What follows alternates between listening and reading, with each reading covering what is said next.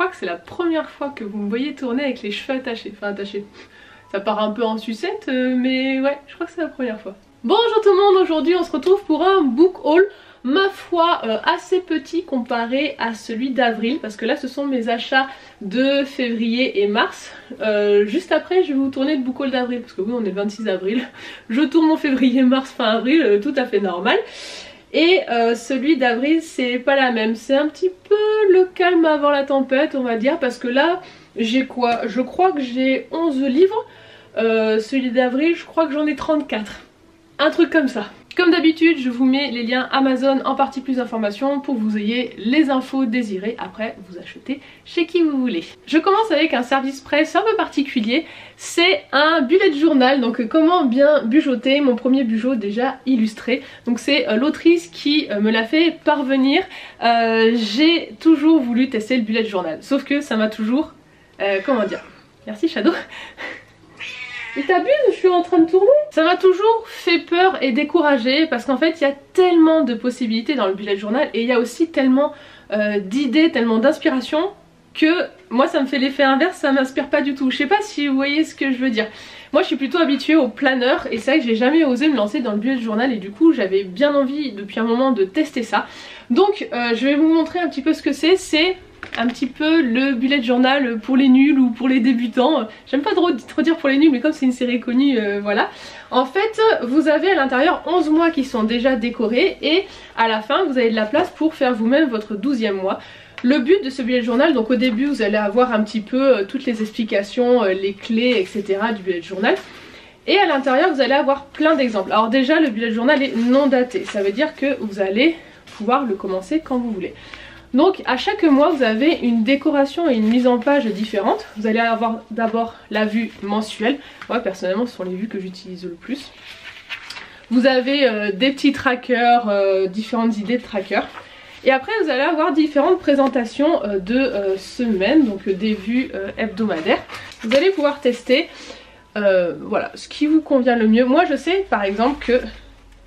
ça au moins je le sais, que cette forme là ne me convient pas à l'horizontale. Moi je suis plutôt du genre, donc ça c'est la vue mensuelle du 2e mois. Hop, vous avez des petites idées voilà de mood tracker.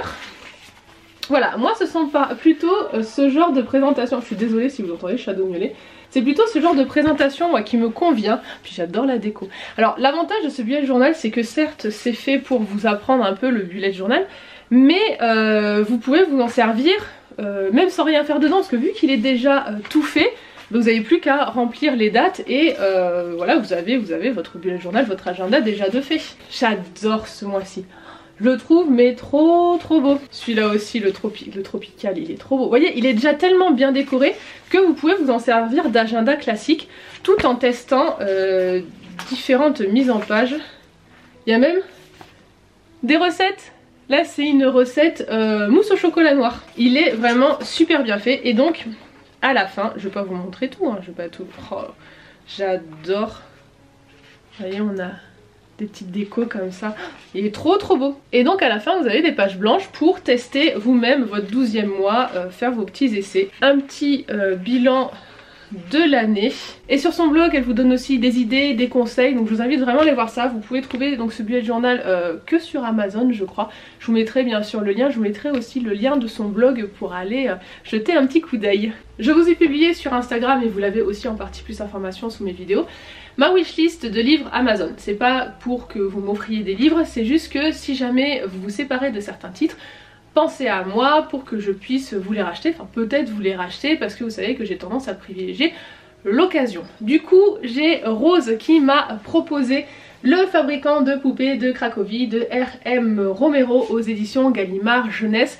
C'est alors soit un conte russe, soit c'est inspiré du folklore russe, il y a quelque chose comme ça. Où en fait on va avoir un fabricant de poupées qui va voir une de ses poupées prendre vie, un peu à la façon Pinocchio, et cette poupée va lui dire que son monde est en guerre. Voilà, j'en sais pas plus. À chaque fois je vous propose d'acheter les livres. Et donc Anaïs m'a contactée en me disant qu'elle avait le top 1 de La Petite Faiseuse de Livres. Et elle n'a rien voulu savoir, elle a vraiment voulu me l'offrir, ce qui est vraiment trop chou à elle, mais je suis vraiment très reconnaissante, c'est vraiment très adorable. Donc elle m'a offert le tome 1 et... elle m'a glissé en cadeau, enfin en cadeau, c'était déjà un cadeau, mais elle m'a glissé en plus le tome 2 de The Promised Neverland. Donc j'avais lu le tome 1 et j'avais adoré le tome 1 et grâce à elle donc je peux lire la suite. T'es trop une folle ma belle, c'est vraiment trop adorable à toi, encore merci. Et en plus de ça, le petit truc en plus, elle m'a mis son petit mot sur une illustration donc Disney de Stitch et Scrump qui vient des sœurs Art of Box chez qui moi j'achète des pins, j'ai aussi des badges, j'ai des produits, des illustrations à elle. J'aime beaucoup donc c'est le petit truc en plus, encore en plus qui fait trop plaisir. Sur Vinted je me suis pris Cœur de loup de Catherine Rundell aux éditions Gallimard Jeunesse. Donc c'était un petit jeunesse qui était sur ma wishlist. On va suivre un petit garçon qui va partir à la recherche de sa mère qui a été faite prisonnière et donc accompagnée de sa meute de loups va traverser la Sibérie pour aller la sauver. Quand j'ai regardé le dressing de cette personne, je suis tombée sur ça. The Air e Breath, donc c'est la série Elements, donc c'est le tome 1, il y en a 3 je crois. C'est écrit par Brittany, c'est pas Brittany, c'est Brittany C. Cherry aux éditions donc Hugo Roman dans la collection New Romance. Donc c'est de la romance. Je vous avais dit que la romance j'étais pas fana. J'avais lu au moment de Noël Cher Père Noël je voudrais un mec, j'avais bien aimé, c'est pas mal d'humour donc je me suis dit bon allez je vais retenter. Lui il était extrêmement bien noté. On va suivre Tristan et Elisabeth qui ont tous les deux perdu des proches. Donc Elisabeth a perdu son mari et Tristan a perdu sa femme et son fils. Je ne vais pas vous spoiler, hein, c'est de la romance, hein, vous savez très bien ce qui va se passer. Je l'ai lu, on en reparlera dans un update lecture, mais je voulais préciser un petit truc pour toutes les personnes qui, comme moi, sont très sensibles sur ce sujet. J'ai pas mal pleuré au début de ce roman parce que, même là, le fait d'en parler, ça me fait remonter. Une de mes angoisses, mais vraiment très grosse angoisse, c'est de perdre mon conjoint. Et maintenant que je suis maman, cette angoisse s'est encore plus décuplée de par le fait que voilà, je veux pas que ma fille soit orpheline de papa, mais en plus se rajoute à ça maintenant le fait de perdre ma fille, donc en gros d'être dans le cas de Tristan, de perdre et sa femme, enfin son conjoint on va dire, et son enfant. Et en fait au début Elisabeth on la voit vraiment au fond du trou, c'est elle qui exprime beaucoup ses sentiments et sa douleur en fait de la perte de son conjoint. Et moi ça m'a vraiment pris au trip parce que c'est vraiment un truc qui m'angoisse et ça m'a fait pas mal pleurer. Donc si vous êtes comme moi un peu sensible, voilà, c'est le sujet du roman, la perte des proches et donc du coup un peu la descente aux enfers. Donc voilà, si vous êtes un peu sensible, vous êtes prévenus. Des fleurs pour Algernon de Daniel Case aux éditions J'ai lu. Algernon c'est une souris de labo qui va subir donc des expériences et qui va se retrouver avec une intelligence augmentée. Du coup les chercheurs vont vouloir transposer ça aux humains et c'est Charlie, je crois que c'est ça, c'est Charlie qui va faire le cobaye. Et donc Charlie est simple d'esprit et va donc devenir beaucoup plus intelligent.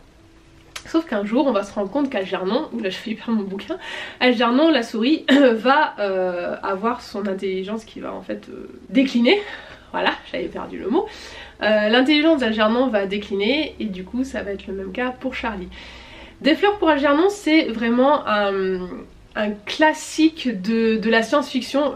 Je sais pas si on pourrait dire un monument, mais en fait c'est un grand classique de la science-fiction que je n'avais toujours pas lu. Voilà, mais il va falloir que je m'y attaque. Plus je vieillis et plus je m'intéresse à tout ce qui est historique. Quand j'étais plus jeune à l'école, clairement l'histoire ça m'emmerdait à l'école, mais c'est vrai que maintenant je m'y intéresse un peu plus et notamment tout ce qui touche à la royauté. Ne me demandez pas pourquoi, c'est un truc que j'aime bien. Une de mes séries préférées c'est Les Tudors qui retrace globalement, hein, parce qu'il y a quand même des modifications hein, pour la télé, on le sait tous, voilà. Dès que c'est en film, en série, ils modifient un petit peu pour les spectateurs. Enfin bref, ça retrace donc l'histoire des Tudors, donc cette famille royale anglaise. Et donc je me suis pris Marie-Antoinette de Stéphane Zweig aux éditions Le Livre de Poche. Donc, vous dire quand même qui est Marie-Antoinette, je pense que vous le savez. Et en fait l'auteur va se baser sur la correspondance de Marie-Antoinette pour écrire ce livre. Je viens de perdre le marque-page de La Faucheuse, le tome 3, donc de Neil Shusterman aux éditions Robert Laffont dans la collection R. C'est la lecture en cours de mon chéri. Désolé mon cœur, il va falloir que tu retrouves ta page. Moi je l'ai pas encore lu donc je vais pas vraiment pouvoir vous en parler, c'est juste que La Faucheuse c'est en gros on ne peut plus mourir naturellement. Sauf je crois certains cas particuliers, mais bon, on vous ressuscite ou un truc comme ça. Et du coup il y a la profession de faucheur qui a été inventée pour en gros réguler la population. Keleana, le tome 1, l'assassineuse de Sarah J. Maas aux éditions La Martinière. Alors j'ai un prix découvert, j'ai pas enlevé le macaron, je l'ai pris chez Cultura. Je ne sais pas de quoi ça parle, ma copine Kimi Collection qui n'arrêtait pas d'en parler. Voilà. Je suis faible, influenceuse influencée. Les deux petits derniers viennent de chez Easy Cash. Donc j'ai pris La Chute des Géants, le siècle 1 de Ken Follett aux éditions Robert Laffont.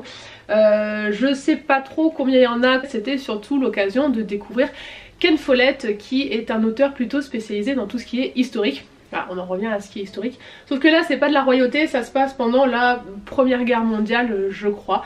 Il m'avait coûté que voilà 4,99€, c'était une bonne occasion de découvrir l'auteur. Et le petit dernier c'est l'intégrale de La Moira de Henry, je sais pas comment on le prononce, Lovenbrock aux éditions J'ai lu. Je sais pas vraiment de quoi ça parle, la couverture me hype bien, mais c'est surtout que on a un ami qui lit pas mal de fantasy, fantastique, science-fiction et il m'a dit aussi voilà de lire La Moira. Donc moi je suis un petit mouton, on me dit ça c'est bien, prends-le, je fais oui ok. On n'a pas besoin de me le dire deux fois, j'achète. Donc voilà, puis il m'a coûté que 2,99€, donc pour une petite bricasse. Je vais pas m'y attaquer tout de suite hein, parce que voilà, c'est un petit pavé, mais je suis contente de l'avoir. Voilà pour ce petit book haul de février-mars, j'espère que ça vous a plu. N'hésitez pas à vous abonner, c'est pas déjà fait, et je vous dis à la prochaine pour une nouvelle vidéo. Bye bye.